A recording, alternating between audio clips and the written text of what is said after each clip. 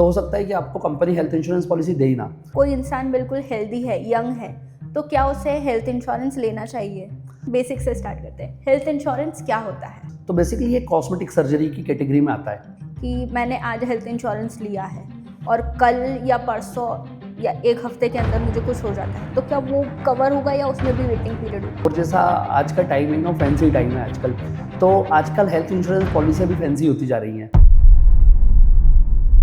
बीमारी बता के नहीं आती, पर हॉस्पिटल बिल ज़रूर आता है, और तब याद आता है हेल्थ इंश्योरेंस की इम्पोर्टेंस। तो आज के एपिसोड में हम वो सारी चीज़ें पता करेंगे जो एक एडवाइज़र से हमें पूछनी चाहिए, जैसे कि हेल्थ इंश्योरेंस क्या होता है, उसकी क्या ज़रूरत है, कौन सा प्लान लेना चाहिए, ये सब आज हम पूछेंगे। तो आज हमारे साथ हैं mister Arvind Sharma, founder of policy Samjho, जो आज हमें हेल्थ इंश्योरेंस के बारे में बताएंगे। तो शुरू करते हैं। हेलो। Hello sir. सर, सबसे पहला क्वेश्चन है, बेसिक से स्टार्ट करते हैं। हेल्थ इंश्योरेंस क्या होता है? वेल देखिए, हेल्थ इंश्योरेंस जैसा नाम से ही क्लियर है कि स्वास्थ्य बीमा जिसको हम कहते हैं कि हेल्थ का इंश्योरेंस है। अमूमन एक चीज़ देखने में आती है कि जब कोई व्यक्ति बीमार होता है तो बीमार होने पे उसे कुछ खर्चा लगता है, तो उस खर्चे को जो कवर करता है, जो इंश्योरेंस कवर करता है, उसे हम हेल्थ इंश्योरेंस कहते हैं। मतलब कि जैसा लाइफ इंश्योरेंस व्यक्ति की डेथ होने पर फाइनेंशियल सिक्योरिटी प्रोवाइड करता है, उसी प्रकार हेल्थ इंश्योरेंस, अगर कोई व्यक्ति बीमार होता है, एक्सीडेंट के कारण अस्पताल में एडमिट होता है पर उसकी डेथ नहीं होती है, और जो खर्चा उसका अस्पताल में होता है उसे हेल्थ इंश्योरेंस कवर करता है। ठीक है। और इसमें क्या क्या चीज़ कवर्ड होती है हेल्थ इंश्योरेंस में? जी, देखिए, हेल्थ इंश्योरेंस को अगर हम देखें तो आज की तारीख में हेल्थ इंश्योरेंस का पूरा स्ट्रक्चर प्रारूप बदल गया है। बट मैं इसको थोड़ा बेसिक से आपको समझाने की कोशिश करूँगा कि हेल्थ इंश्योरेंस बेसिकली ज़रूरी क्यों है और उसमें क्या कवर होता है। तो जब भी कोई व्यक्ति अस्पताल में एडमिट होता है ना, तो मेजरली उसके 3 खर्चे होते हैं। सबसे पहला जो उसका खर्चा है वो होता है रूम रेंट का या आईसीयू का खर्चा। अगर व्यक्ति हॉस्पिटल में एडमिट हुआ है तो रूम का खर्चा होगा। दूसरा उसका जो खर्चा होता है वो होता है डॉक्टर की फ़ीस, कंसल्टेंट की फ़ीस, या अगर उसकी कोई सर्जरी हो रही है तो सर्जन की कॉस्ट, जो भी फीस सर्जन ले रहा है, ये दूसरा खर्चा है। और तीसरा जो खर्चा होता है वो होता है मेडिकल एक्सपेंसेस, कि लाइक जब वो अस्पताल में एडमिट है तो जो वहाँ पर दवाई आ रही है उसकी, या सर्जिकल इक्विपमेंट्स आ रहे हैं उसके, तो उनकी भी एक कॉस्ट होती है। तो हेल्थ इंश्योरेंस के अंदर ये तीनों ही चीज़ें कवर होती हैं। ठीक है। एक सवाल है आपसे कि अगर कोई इंसान बिल्कुल हेल्दी है, यंग है, तो क्या उसे हेल्थ इंश्योरेंस लेना चाहिए? वेल देखिए, हेल्थ इंश्योरेंस लेने का कोई टाइम नहीं है ना। ऐसा है कि जब आप बीमार हो तभी आप हेल्थ इंश्योरेंस लें, क्योंकि इंश्योरेंस के अंदर बड़ा सिंपल सा थॉट है कि अगर आप हेल्दी हैं, यंग हैं, तो ही आपको इंश्योरेंस पॉलिसीज़ मिलेंगी। और अगर मान लीजिए आप ऑलरेडी बीमार हैं तो हो सकता है कि आपको कंपनी हेल्थ इंश्योरेंस पॉलिसी दे ही ना। तो अगर आप अभी पूरे स्वस्थ हैं तो आपको हेल्थ इंश्योरेंस प्रायोरिटी पे लेना चाहिए। ठीक है।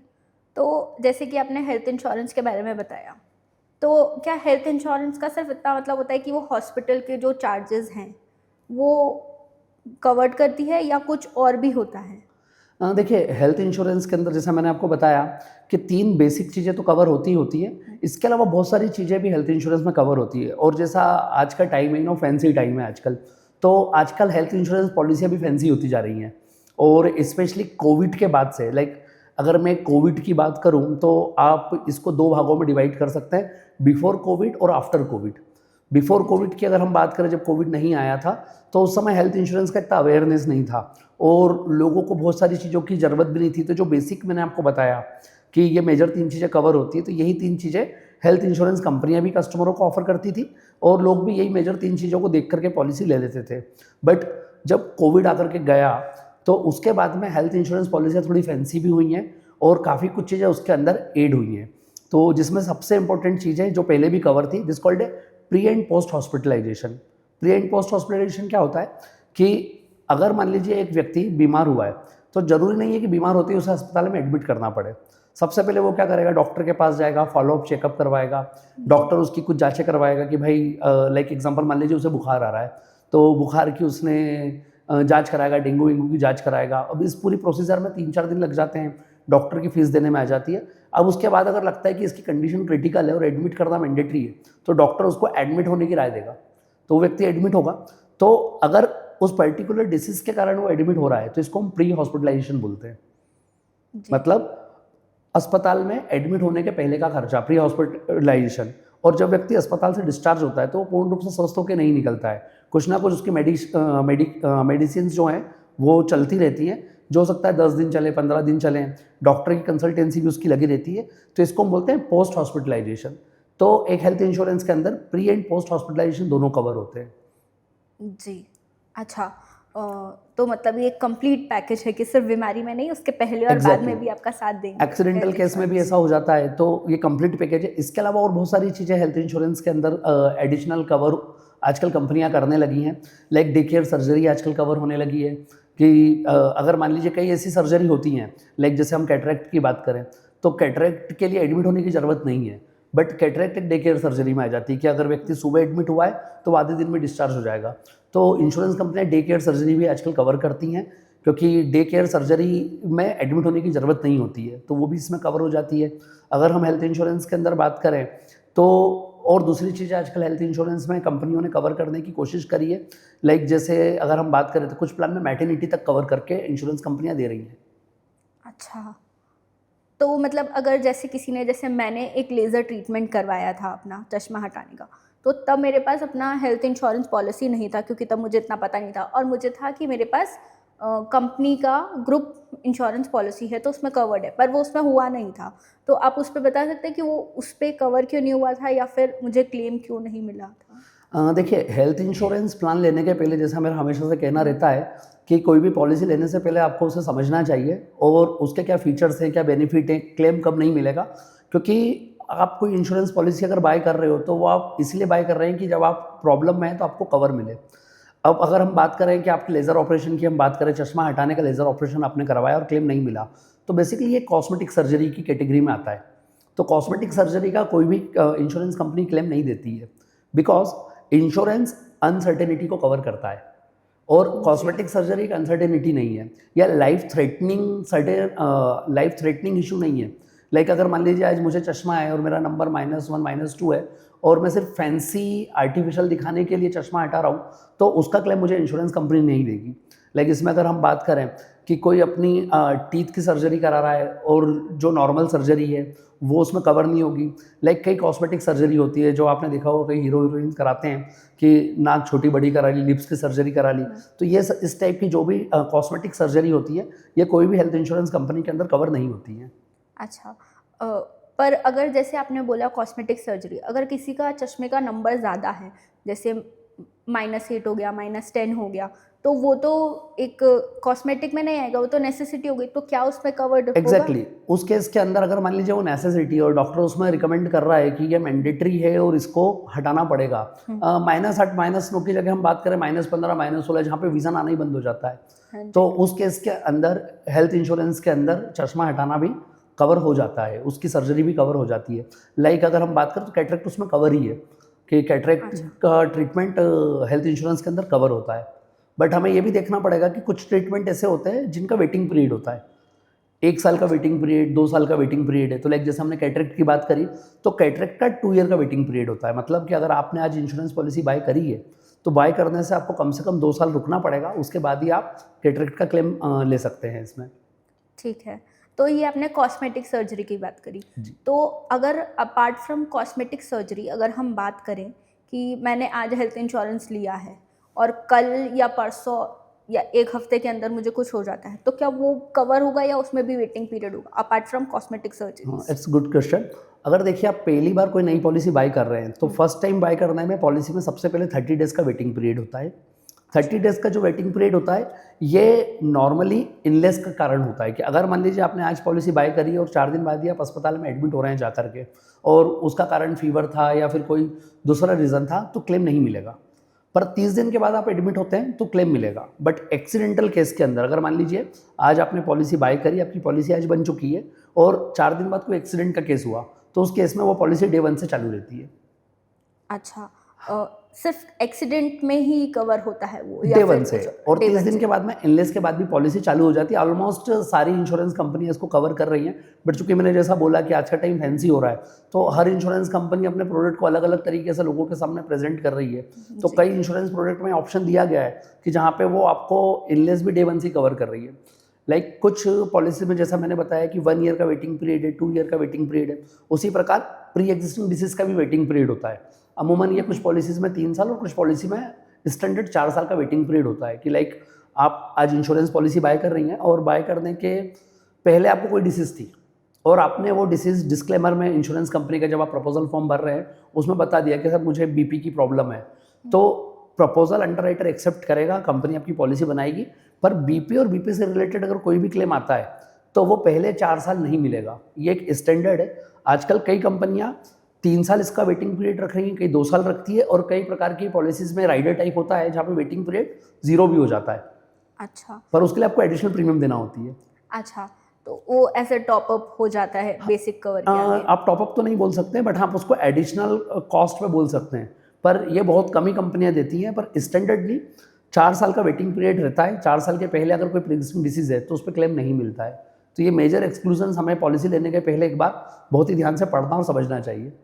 ठीक है, तो अगर जैसे मुझे कोई क्रिटिकल इलनेस हो जाती है, जैसे कैंसर हो गया या फिर हार्ट सर्जरी हो गई या फिर कोई ट्यूमर हो गया या कुछ हो गया, तो क्या उसमें एक ऐसा प्रोसेस होता है, उसमें भी वेटिंग पीरियड होता है या उसमें कवर्ड होता है या कैसा होता है उसमें? देखिए, हेल्थ इंश्योरेंस लेने के पहले थोड़ा सा आपने जो क्वेश्चन किया है हम इसको थोड़ा सा समझते हैं कि जब आप कोई इंश्योरेंस पॉलिसी बाय करते हैं तो अगर आपको कोई भी बीमारी इंश्योरेंस पॉलिसी लेने के बाद होती है, मतलब आपको पता चल रही है, तो वो प्री एग्जिस्टिंग डिसीज में नहीं आती है, वो नहीं है, तो वो डे 1 से कवर है। अब जैसे हम क्रिटिकल इलनेस की बात करते हैं तो ये एक बहुत बड़ा मिथ है हमारे यहाँ कि कई लोगों को लगता है कि यार क्रिटिकल जो डिसीज़ हैं, जो क्रॉनिक डिसीज़ है, ये हेल्थ इंश्योरेंस में कवर नहीं होती है, बट ऐसा नहीं है। क्रॉनिक डिसीज़ भी हेल्थ इंश्योरेंस में कवर होती है। अगर कोई व्यक्ति उसका ट्रीटमेंट कराता है तो उसको उसका पैसा मिलता है। हो सकता है क्रॉनिक डिसीज़ के अंदर आपने जब पॉलिसी बाय करी हो तो उसमें कोई क्लॉज डला हुआ हो कि इतने % से ज़्यादा पैसा नहीं देंगे, ये नहीं करेंगे, क्योंकि हेल्थ इंश्योरेंस आज की तारीख में बहुत वर्सेटाइल है। क्योंकि क्या होता है कि आप जब हेल्थ इंश्योरेंस लेते हैं तो अगेन मैं यहाँ बोलना चाहूँगा कि एक insurance policy, health insurance policy bye करने का जो तरीका होता है ना, वो प्रीमियम होता है। जी, कैसे, मतलब आप इसको थोड़ा एक्सप्लेन करेंगे? जी, लाइक कि अगर मैं कोई हेल्थ इंश्योरेंस पॉलिसी बाय कर रहा हूँ तो मैं सबसे पहले देखूंगा कि मेरे को सबसे सस्ता प्लान कौन सा मिल रहा है। तो जो मुझे सबसे सस्ता प्लान होगा वो देख के मैं ले लूँगा, बट उसके अंदर कई छुपी हुई कंडीशंस होती हैं कि किस कारण से वो सस्ता हो रहा है। तो कई जगह पे कुछ क्रोनिक डिसीज़ की लिमिट बनी हुई है कि अगर कैंसर हुआ तो 2 लाख रुपए मिलेंगे या उससे ज़्यादा का ट्रीटमेंट नहीं करा सकते हो। कई जगह पर नहीं होती है। तो ये डिपेंड करता है person to person, policy to policy. तो जब आप प्लान खरीद रहे हैं तो उसको बहुत ही अच्छे से आपको अंडरस्टैंड करना चाहिए कि कब कौन सी ट्रीटमेंट के लिए कितना क्लेम मिलने वाला है। अमूमन देखा जाए तो जो क्रॉनिक डिसीज़ भी हैं जिनकी आप बात कर रहे हैं, इसके अंदर भी 100% क्लेम मिलता है। अगेन हेल्थ इंश्योरेंस में room rent, ICU, doctor consultant की फीस और मेडिकल एक्सपेंसेस ये सारे कवर होते हैं। तो जब जब व्यक्ति उसके लिए एडमिट होगा, जाएगा, ट्रीटमेंट कराएगा तो उसको उसका क्लेम मिलेगा। ठीक है। एक जो चीज़ है कि हम मोस्टली जब पॉलिसी लेते हैं तो जो उसमें क्लॉजेज होते हैं या जो छोटे छोटे फाइन प्रिंट्स में लिखे होते हैं, कई बार हम उसे स्किप कर देते हैं या ऐसा लगता है इतने बड़े हैं हम क्यों पढ़ें। तो आप उसका भी थोड़ा बताइए कि वो क्यों इम्पोर्टेंट है, क्योंकि कई बार उसकी वजह से ही हमें ऐसा होता है कि ये हमने तो लिखा था, इंश्योरेंस कंपनी ऐसा बोलती है, पर हमने, मतलब हम एज अ कस्टमर, हम क्लाइंट ने हमने पढ़ा नहीं, तो उसकी वजह से कई बार हमारा क्लेम रिजेक्ट हो जाते हैं हम। एग्जैक्टली। देखिए, एक ही ना बहुत बड़ा प्रॉब्लम है, because of that terms and condition तो एक ऐसी चीज़ ना तो कभी आप पढ़ोगे ना मैं पढ़ूंगा, है ना। और टर्म्स कंडीशंस में बहुत कुछ लिखा होता है, काफ़ी हैवी जॉर्गन्स होते हैं उसके अंदर। तो प्रैक्टिकली देखा जाए तो किसी के लिए भी पढ़ना पॉसिबल नहीं है। आज अगर मैं कोई इंश्योरेंस पॉलिसी बाय कर रहा हूँ तो मैं जिससे खरीद रहा हूँ मैं उसके ऊपर ट्रस्ट रख रहा हूँ। लाइक एडवाइज़र की अगर मैं बात करूँ तो मैं उस पर ट्रस्ट रख रहा हूँ कि भाई इसने मुझे जो बताया है ये सब सही बताया है, और उसको मैं मान के साइन करके पेपर दे देता हूँ। तो टर्म्स कंडीशन पढ़ना तो पॉसिबल नहीं है, बट इंश्योरेंस के ब्रोशर आप अच्छे से पढ़ सकते हैं, उस पर ध्यान दे सकते हैं। लाइक पॉलिसी समझो, हाँ, हमारा जो फोकस है, हमारा फोकस ही पॉलिसी समझाने का है कि आपने अगर कोई पॉलिसी बाय कर रखी है तो उन जॉर्गन्स को हम सॉल्व करके देते हैं, आपको आसानी से बताते हैं कि भाई क्या प्रॉब्लम है क्या नहीं है। तो अभी तक इसका कोई सॉल्यूशन लोगों के पास अवेलेबल था नहीं, तो होता ही था कि लोग जो एडवाइज़र बोल रहा है या अगर वो किसी फाइनेंशियल इंस्टीट्यूट से बाय कर रहे हैं तो वो जो बोल रहे हैं उसको समझ के खरीद लेते हैं। तो आप उसको रेक्टिफाई हमारे पास आकर के कर सकते हैं। तो मेरा मानना है कि अगर आप जॉर्गन समझ नहीं पा रहे हैं, पढ़ नहीं पा रहे हैं, टर्म्स एंड कंडीशन नहीं समझ पा रहे हैं, तो एटलीस्ट ऑफ वंस पॉलिसी समझो पे आओ और अपनी पॉलिसी को अंडरस्टैंड पूरा करो कि कब उस पर क्लेम मिलने वाला है, कब क्लेम नहीं मिलने वाला है, अगर मिलेगा तो कितने % से मिलेगा और कितने % से नहीं मिलेगा। ठीक है, तो आपको समझ में आया कि अगर आपको अपनी पॉलिसी में कोई भी दिक्कत है तो you know where to go and whom to talk to, so it's on you sir. Sir एक और चीज़ है जो लोगों को कन्फ्यूजन होता है कि हमें कवर कितने का लेना चाहिए, कितना सफिशिएंट होना चाहिए। अगेन देखिए, एक बहुत अच्छा क्वेश्चन है आपका ये। अगेन मैं इसमें बोलूँगा कि कोविड के बाद अगेन स्टोरी चेंज हुई है। मैं इसको BCA और AC बोलता हूँ, बिफोर कोविड और आफ्टर कोविड।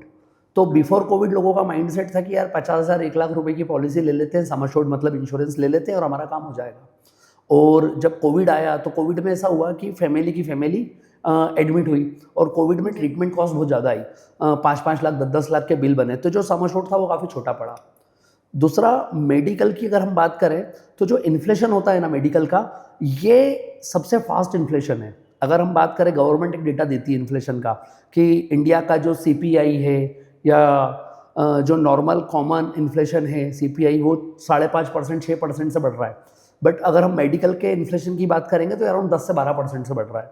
इट मीन्स कि आज आप जो सर्जरी करवा रहे हैं, अगले 5 साल में वो सर्जरी की कॉस्ट डबल हो जाएगी। दूसरा, मेडिकल में अगेन एक चीज़ हो गई है, ये हॉस्पिटलाइज इंडस्ट्री हो गई है।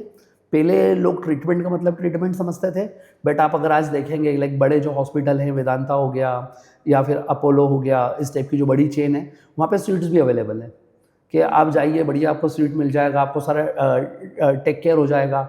इनफैक्ट पहले ये होता था कि जब व्यक्ति एडमिट होता था तो पूरा घर परिवार उसकी टेक केयर करने के लिए अस्पताल में होता था। आज ये स्थिति है कि व्यक्ति अकेला अस्पताल में जाए और अकेला अपना इलाज करा के बाहर आ सकता है।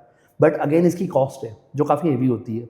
तो आज की तारीख में आप अगर एक हेल्थ इंश्योरेंस पॉलिसी लेना चाह रहे हैं और कितना सम एश्योर्ड होना चाहिए, तो इसका कोई स्टैंडर्ड फार्मूला नहीं है। तो ये पूरा फार्मूला डिपेंड करता है कि आपकी लाइफ स्टाइल कैसी है, आप अपने आप को कैसा ट्रीट कराते हो। तो आपको लगता है कि यार मेरी लाइफ स्टाइल बहुत लग्जरियस है और मेरे को तो लग्जरी में रहना पसंद है, तो आपका सम एश्योर्ड मिनिमम साइड में 20-25 लाख रुपए का तो होना चाहिए। अगर आप कोई एक फ्लोटर इंश्योरेंस पॉलिसी खरीद रहे हो जिसमें आप, वाइफ, बच्चे कवर है, तो आपका सम एश्योर्ड 50 लाख भी होना चाहिए, क्योंकि आजकल क्रोनिक डिसीज जो होती हैं, क्रिटिकल डिसीज जो होती है, उनके ट्रीटमेंट कॉस्ट ही 25-50 लाख रुपए हो जाती है। तो एक बेसिक सम एश्योर्ड आपके पास होना चाहिए। बट अगेन इंडिया में ये प्रॉब्लम है कि हमारे यहाँ लोग इंश्योरेंस तो लेते हैं बट वो अंडर इंश्योरेंस होते हैं, उनका इंश्योरेंस पॉलिसी कम होता है। तो इसमें क्या डिफरेंस होता है कि या तो अंडर इंश्योरेंस का आप कॉन्सेप्ट समझाएंगे? क्योंकि जितना मैं समझ पा रही हूँ कि आपका इंश्योरेंस का अगर अमाउंट आया है 5 लाख, आप अंडर इंश्योरेंस है, तो जितना आपका है उतना आपको पैसा मिल जाएगा। नहीं, देखिए, अंडर इंश्योरेंस बेसिकली क्या होता है कि मैंने एक हेल्थ इंश्योरेंस पॉलिसी ली और मैंने मेरा जो सम एश्योर्ड रखा, इंश्योरेंस अमाउंट रखा, वो मैंने 2 लाख रुपए ले लिया कि मिनिमम 2 लाख रुपए की पॉलिसी है, मेरा काम हो जाएगा। अब खुदा न खास्ता कभी क्लेम आ गया, लाइक कोविड की बात करें, कोविड में क्लेम आया और घर के 3 मेंबर एडमिट हो गए, टोटल क्लेम बिल बना वहाँ पे 9 लाख रुपए, आपके पास में इंश्योरेंस था 2 लाख रुपए, तो 2 लाख रुपए तो मिल गए आपको, इंश्योरेंस कंपनी दे दिए, पर बचे हुए 7 लाख का क्या हुआ? तो फाइनली जो आपका ऑब्जेक्ट था इंश्योरेंस पॉलिसी को बाय करने का, वो ऑब्जेक्ट आपका पूरा नहीं हुआ। तो मेरा ऐसा मानना है कि जब आप कोई चीज़ कर रहे हैं और तो आपका सबसे पहले ऑब्जेक्ट क्लियर होना चाहिए, भाई मेरा इसको करने का ऑब्जेक्ट क्या है। तो अगर वो ऑब्जेक्ट आपको क्लियर है तो आपको उस ऑब्जेक्ट को कंप्लीट करना चाहिए। तो इंश्योरेंस लेने का ऑब्जेक्ट ये होता है कि अगर कल से कोई हारी बीमारी पड़ जाए, कोई इशू आ जाए, तो उसमें आपको लोगों के पास जाकर के हाथ नहीं फैलाना पड़े, दूसरों से नहीं बोलना पड़े कि भाई ये मेरी वाइफ एडमिट है, मेरा भाई एडमिट है, या मेरा बेटा एडमिट है, या मैं खुद एडमिट हो गया हूँ, मुझे कुछ पैसे आप दे दो। तो नॉर्मली लोग सहानुभूति देने के लिए आ जाते हैं पर पैसे देने के लिए नहीं आते हैं। बिल्कुल बिल्कुल, ठीक है। तो जैसे आपने एक बोला कि आपने जो बोला कि ये फ्लोटर पॉलिसी है, तो ये क्या होता है कि मैं अपनी पॉलिसी में अपनी फैमिली को भी कवर कर सकती हूँ, मतलब ये अलग से इंश्योरेंस है या फिर क्या है ये? देखिए, फ्लोटर इंश्योरेंस प्लान एक बहुत अच्छा प्रोडक्ट होता है। 2 प्रकार के प्रोडक्ट होते हैं, एक होता है इंडिविजुअल इंश्योरेंस पॉलिसी, होती है फ्लोटर। तो समझिए कि आज आपकी एक फैमिली है, आप मैरिड हैं, बच्चे हैं, वाइफ है, हस्बैंड है, और आपने या तो आपका क्या करेंगे कि आपने 25-25 लाख रुपए का इंडिविजुअल सबका सम एश्योर्ड ले लिया। बट ये भी एक सही बात है कि प्रोबेबिलिटी हर किसी की एडमिट होने की पूरे साल में बहुत कम होती है। मतलब ऐसा नहीं है कि पूरा का पूरा परिवार ही एडमिट हो जाएगा। जी। कोई एक व्यक्ति एडमिट होगा 2 साल 3 साल में, हो सकता है उसके बाद में कोई दूसरा व्यक्ति एडमिट हो, तो ये प्रोबेबिलिटी गेम है। तो फ्लोटर प्लान क्या करता है, इस प्रोबेबिलिटी के ऊपर चलता है कि मैंने आज एक इंश्योरेंस पॉलिसी बाय करी जिसका सम एश्योर्ड 25 लाख था, उसमें मैं, वाइफ और जो मेरे बच्चे हैं हमने उनको कवर कर लिया। अब ये 25 लाख का जो सम एश्योर्ड है ये हम सबके ऊपर एक साथ रन करेगा। अगर मान लीजिए मैं एडमिट होता हूँ तो मैं पूरा 25 लाख का क्लेम ले सकता हूँ। अगर वाइफ एडमिट हो गई तो वाइफ पूरे 25 लाख रुपए का क्लेम ले सकती है। अगर बच्चा एडमिट हो गया तो बच्चा पूरा 25 लाख रुपए का क्लेम ले सकता है। अब अगर मान लीजिए ऐसा सिचुएशन बना कि उस साल के अंदर तीनों लोग एडमिट हुए, तो एक का बिल बना 6 लाख रुपए, एक का बिल बना 4 लाख रुपए, एक का बिल बना 2 लाख रुपए, तो वहाँ पर उस 25 लाख रुपए में से तीनों को डिस्ट्रीब्यूट हो जाएगा। इसका फ़ायदा ये होता है कि इसकी प्रीमियम कम होती है। अगर मैं एक इंडिविजुअल पॉलिसी लूँगा 25 लाख रुपए की खुद की, 25 लाख की वाइफ की, 25 लाख की बच्चों की अलग अलग, तो मेरी प्रीमियम हो सकता है फ्लोटर प्लान के मुकाबले डबल हो जाए। तो हमेशा अगर आप एक फैमिली हैं और आपकी फैमिली में आपके ऊपर लाइबिलिटीज़ है तो आपको हमेशा फ्लोटर प्लान लेना चाहिए। ये मतलब प्रेफरेंस होनी चाहिए आपकी। ठीक है। अब आपने, हम जब बात कर रहे थे, आपने उसके बीच में एक चीज़ बोली थी, मैटरनिटी कवर। जी। तो क्या ये हमें कब लेना चाहिए? क्या इसमें कोई वेटिंग पीरियड होता है? क्योंकि जितना मुझे पता चला है इसमें 2 to 4 इयर्स का वेटिंग पीरियड होता है। जी। तो ये आइडियली मुझे कब लेना चाहिए? क्योंकि मोस्टली लोगों के दिमाग में यही आता है कि शादी हो जाए उसके बाद लेंगे। देखिए, मेरा अगर रिकमेंडेशन आप देखेंगे तो आपको मैटरनिटी वाली पॉलिसी लेने की ज़रूरत ही नहीं है। क्यों नहीं है? क्योंकि देखिए, इंश्योरेंस के अंदर अनसर्टेनिटी कवर होती है, जैसा मैं हमेशा बोलता हूँ, ठीक है? तो मैटरनिटी कोई अनसर्टेनिटी नहीं है, तो डेफिनेटली वो इंश्योरेंस का पार्ट नहीं है। बट चूंकि इंश्योरेंस कंपनी को प्रोडक्ट को लुक्रेटिव बनाना है, तो वो उसको ऐड करके दे रहे हैं। तो मैटरनिटी में उनको पता है कि भाई 50,000 1 लाख रुपए का खर्चा होने वाला है, तो अब इंश्योरेंस कंपनी अगर आपको वो पॉलिसी देगी तो डेफिनेटली वो उसकी प्रीमियम ज़्यादा लेगी। तो मतलब अगर एक मैं पॉलिसी लेता हूँ जिसमें मैटरनिटी कवर नहीं है और एक पॉलिसी में उठा के देखूँ जिसमें मैटरनिटी कवर है, तो दोनों पॉलिसी की प्रीमियम में हो सकता है 40 से 50% का अंतर हो। इतना डिफरेंस? एग्जैक्टली, क्योंकि मैटरनिटी एक फिक्स कॉस्ट है जो इंश्योरेंस कंपनी को देना है। दूसरा, मैटरनिटी में कंपनी कोई 100% कॉस्ट बियर नहीं करती है, उसमें वो एक कैपिंग कर देती है कि मैटरनिटी में अगर नॉर्मल डिलीवरी हो रही है तो हम 25 से 50,000 देंगे, सिजेरियन डिलीवरी होगी तो हम 50 या 1 लाख रुपए देंगे, जो भी वॉट एवर उसका टर्म्स कंडीशन है, तो उतना ही पैसा मिलना है। दूसरा, वो वेटिंग पीरियड डाल देते हैं कि 2 साल का वेटिंग पीरियड है, मतलब आप अगर आज पॉलिसी लोगे और 9-10 महीने बाद मैटरनिटी का केस आ रहा है तो क्लेम नहीं मिलेगा, वो 2 या 3 साल बाद कवर होना चालू होगी। अच्छा। तो एकदम से इंस्टेंट मैटरनिटी कवर होती नहीं है। तो आप क्या कर रहे हैं, उस 2 साल 3 साल में एडिशनल कॉस्ट पे कर रहे हैं उसकी। तो एडिशनल कॉस्ट अगर आपकी पे हो रही है तो कहीं ना कहीं आपने मैटरनिटी वाला अमाउंट दे दिया है ऑलरेडी। जी, तो उससे बेहतर है कि आप नॉर्मल पॉलिसी लें, क्योंकि हेल्थ इंश्योरेंस पॉलिसी में जो प्रीमियम है ना, वो आपकी एज बैंड के ऊपर चेंज हो जाती है। अच्छा, मतलब इसको थोड़ा एक्सप्लेन करेंगे, जी। मतलब क्या बैंड होता है?